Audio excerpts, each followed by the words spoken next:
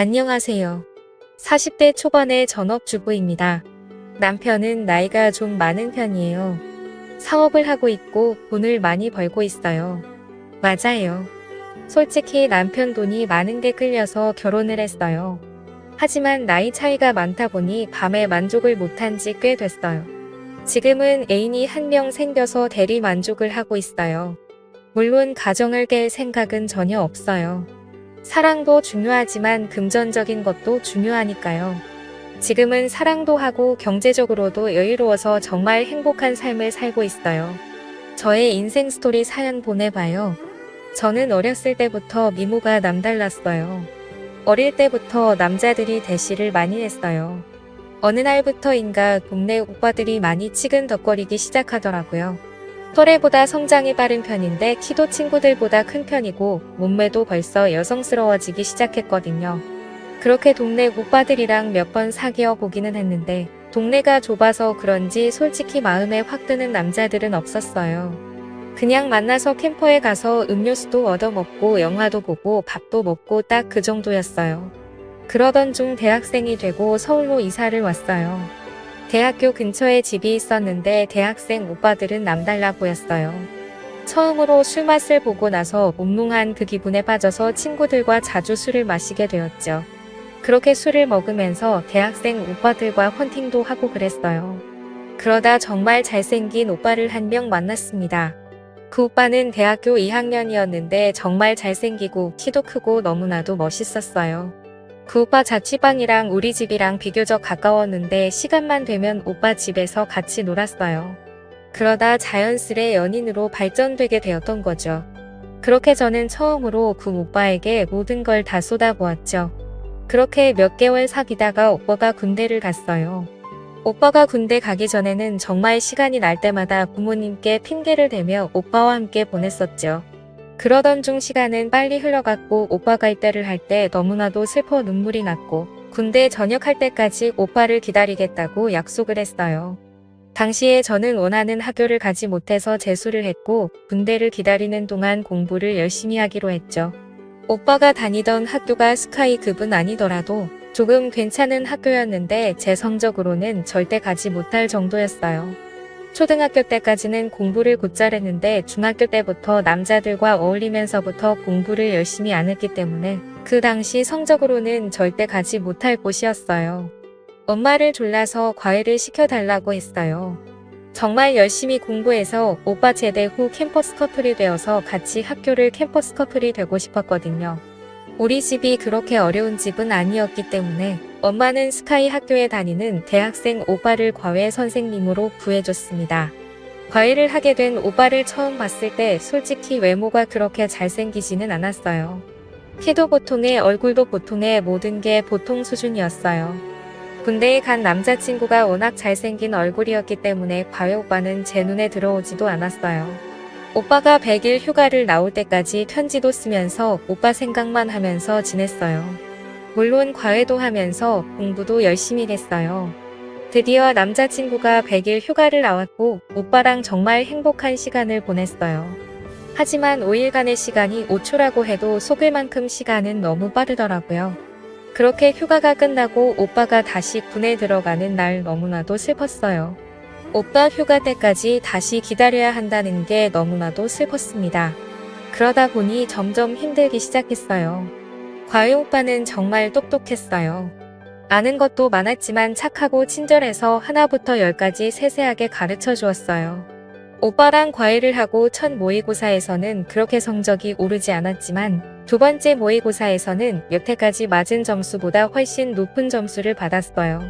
엄마랑 아빠도 크게 기뻐하시며 오빠에게 보너스를 줬던 걸로 기억나요. 제 점수가 오를수록 공부가 재미있어졌고 똑똑한 과외 오빠가 너무나도 멋있어 보였어요. 뇌생남이라고 그렇잖아요. 어느 순간부터 과외 오빠가 남자로 보이기 시작했어요. 아무리 잘생겼더라도 군대에 있어서 못 만나는 남자친구보다는 외모는 보통이지만 똑똑하고 지적인 과외 오빠에게 끌렸어요. 게다가 남자친구의 100일 휴가 때 5일 내내 같이 붙어있다 보니 오히려 남자 꿈이 더 그리워지기 시작했어요. 게다가 과외 오빠도 저를 싫어하지는 않는 것 같기도 했어요. 과외 오빠가 점점 좋아졌고 그래서 부모님이 늦게 들어온다고 한 과외 날에 제가 과외 오빠를 유혹했습니다. 과외 오빠는 당황했지만 저를 거부하지는 않았어요. 과외 오빠는 생긴 건 순진하게 생겼는데 외모와 달리 정말 깜짝 놀랐습니다. 군대에 있는 제 남자친구와는 비교가 안 됐어요. 한번 그런 시간을 보내고 나니 과외 오빠와는 마치 연인처럼 지내게 되었습니다. 물론 과외 공부는 철저히 했고 주말에 오빠 자취방에 가서 같이 시간을 보내거나 과외 날 부모님이 늦게 온다고 한 날은 과외가 끝나고 오빠와 함께 시간을 보냈었죠. 결국 저는 더 이상 속이는 건 아니다 생각을 했고 군대에 있던 남자친구에게 편지로 이별을 통보했고 과외 오빠랑 사귀기 시작했습니다. 오빠는 열심히 공부해서 자기네 학교에 오거나 아니면 최소한 어느 정도 이름 있는 서울에 있는 대학교를 가서 자기랑 오랫동안 연애를 하자고 했어요. 사실 공부를 아무리 해도 오빠가 다니는 학교에는 갈 수 없을 것 같고 인서울만이라도 하고자 진짜 열심히 공부를 했어요. 마지막 모의고사에서는 그래도 인서울 할 수 있을 만큼 성적이 나왔어요. 오빠는 자신의 일처럼 기뻐해주더라고요. 그러던 중 수능을 보기 며칠 전부터 몸이 좋지 않았는데 수능날 정말 컨디션이 엉망이었어요. 수능 점수는 최악이었고 저는 너무나 속상해서 울고 말았어요. 수능 점수가 나오는 날 정말 모든 걸 포기하고 싶더라고요. 저는 삼수를 하기를 원했지만 부모님은 삼수는 안 된다고 했어요. 차라리 점수에 맞춰서 대학교를 가서 성적 관리를 해서 편입을 하라고 했어요. 삼수했는데 성적이 안 나오면 사수 우수하다가 아름다운 20대 초반을 다 날린다고 했어요. 차라리 안 좋은 학교라도 대학교 가서 신입생 생활도 즐기고 대신 열심히 공부해서 학점 관리를 잘하라고 했어요. 오빠도 저랑 떨어지는 게 아쉽기는 하지만 삼수를 하면 주말에도 보기 힘들다며 차라리 지방대에 가서 평일에는 열심히 공부하고 주말마다 보자고 했어요. 똑똑한 오빠가 하는 말이 맞는 것 같아서 그렇게 하기로 했어요. 학교는 충남 쪽으로 갔어요. 주말에 오빠가 놀러 올 수도 있으니 자취를 하려고 했지만 부모님은 자취는 절대 반대해서 대학생활 내내 기숙사에 있어야 했어요. 처음 1학년 때는 주중에는 공부를 열심히 하고 주말에는 서울에 올라와 부모님도 보기도 했고 주말에 바쁘다며 학교에 있겠다 하면서 오빠 자취방에 가서 주말 동안 행복한 시간을 보내기도 했어요. 한 학기가 지나고 2학기가 되었습니다.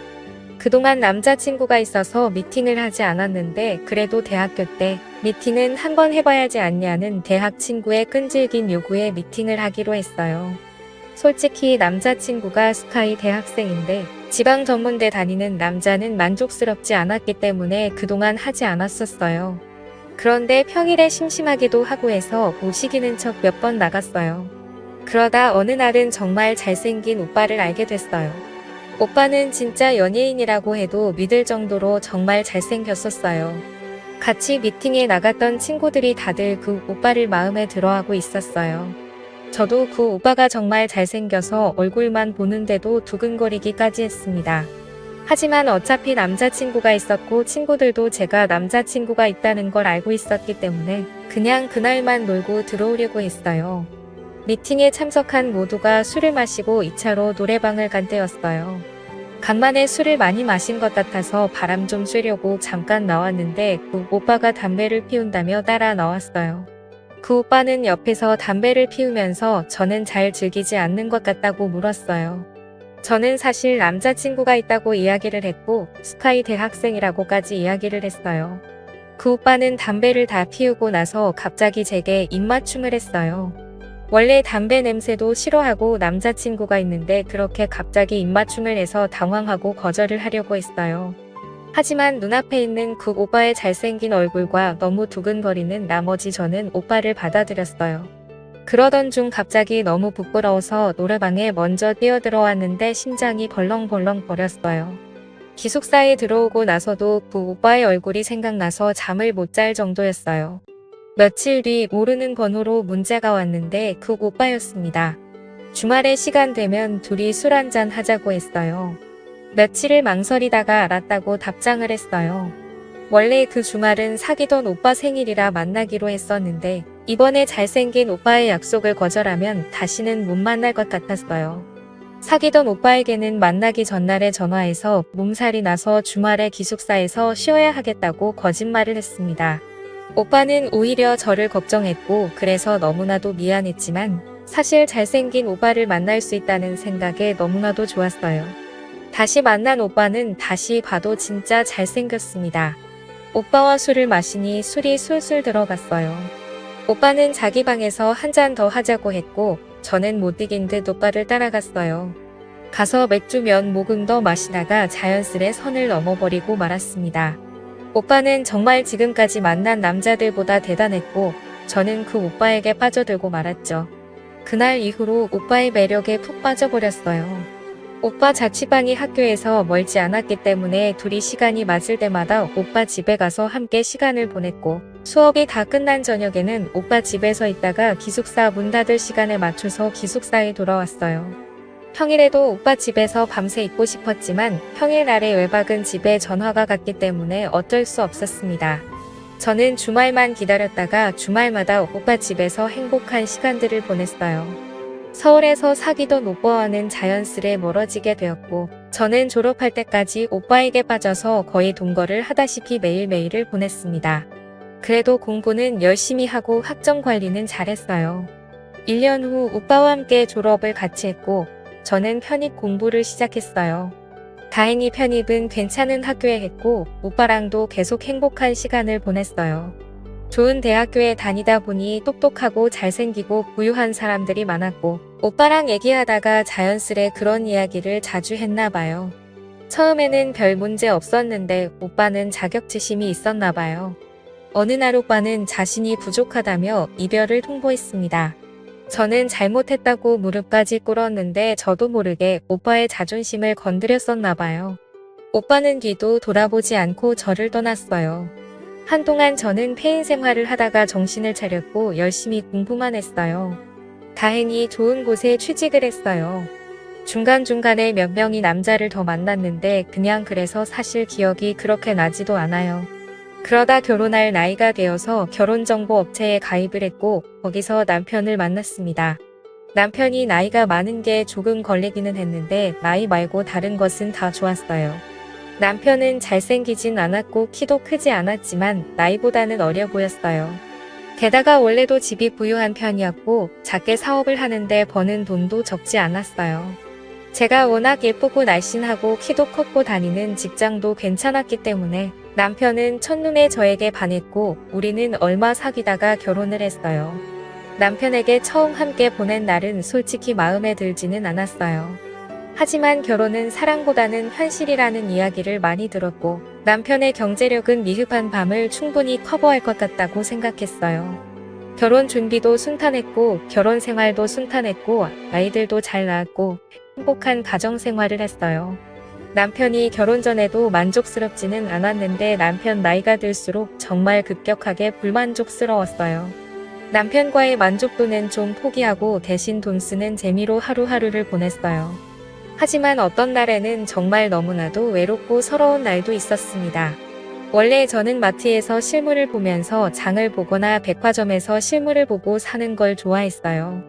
하지만 코로나가 터지면서 온라인으로 장을 보고 물건을 사는 횟수가 많아졌어요. 보통 문 앞에 택배를 놓고 가는데 그날은 외출을 했다가 택배를 놓고 가는 택배 기사와 마주쳤었어요. 코로나라 서로 마스크를 끼고 있어서 몰랐는데 택배 기사의 눈과 가슴에 있는 명찰을 보는 순간 놀라고 말았어요. 그렇게 잘생기고 저를 만족시켜줬었던 바로 그 오빠였어요. 제 이름은 흔해서 오빠는 눈치채지 못했는데 오빠 이름은 흔하지 않아서 알아볼 수 있었어요. 오빠는 저를 몰라보고 눈인사를 하고 엘리베이터에 올랐고 저는 닫히는 문을 잡고 오빠를 불렀어요. 마스크를 내리자 오빠도 곧 저를 알아봤고 조금 당황스러운 얼굴이었어요. 오빠에게 잠깐 시간이 되면 차 한 잔 하고 가라고 했고 오빠는 망설였지만 물 한 잔 달라고 저희 집에 따라 들어왔습니다. 오빠는 잘 살고 있는 저를 보면서 행복하겠다고 했고 저는 그냥 무한한 미소를 보냈어요. 서로의 근황을 이야기했고 오빠가 가기 전에 오빠에게 이야기를 했어요. 일하느라 힘들 테니 저희 집에 물건을 갖다 줄 때는 음료라도 한잔 하면서 쉬고 가라고 했습니다. 오빠도 그렇게 하겠다고 했어요. 며칠 후 오빠에게서 택배를 갖다 준다는 문자를 받았어요. 오면 음료 한 잔하고 가라고 벨을 누르라고 했어요. 오빠는 벨을 눌렀고 10여 분 집에 있다가 갔어요. 그렇게 몇 번 우리 집에 들였는데 오빠를 보면 볼수록 예전에 행복했던 날들이 기억이 났어요. 그래서 결국 하루는 오빠가 오는 시간에 맞춰서 좀 꾸미고 오빠를 기다렸습니다. 그리고 오빠에게 직접적으로 말을 했어요. 오빠와 예전처럼 지내고 싶다고 했어요. 오빠는 잠깐 망설였지만 이내 저를 받아들였고 우리는 10여 년 만에 다시 만나기 시작했습니다. 그날로부터 지금 우리는 이렇게 2년 이상을 만나고 있어요. 오빠를 만나고 나서 저는 삶의 활력소를 찾은 것 같아요. 세상에 자신과 궁합이 정말 잘 맞는 사람들이 있나 봐요. 저는 전생에 오빠와 부부였는지 너무나도 잘 맞았어요. 남편에게는 미안하지만 제 마음을 속이고 사는 게 더 잘못했다고 생각하며 스스로를 다독이고 있습니다. 지금 남편과 이혼하고 이 오빠를 편하게 만나고는 싶은데 솔직히 이 모든 재산을 포기하는 게 쉽지는 않네요. 제가 어떻게 하는 게 좋을까요? 솔직히 사랑이냐 돈이냐 잘 모르겠습니다. 현명한 조언 부탁드려요. 감사합니다.